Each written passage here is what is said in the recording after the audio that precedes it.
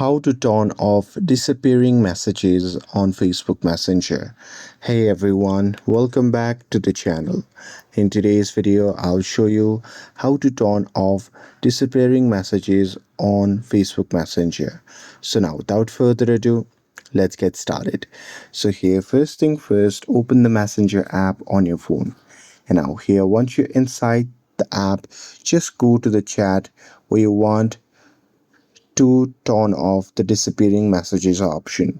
And now here, once you're inside the chat, just tap on the username at the top, and here you'll see the options like this after tapping on that.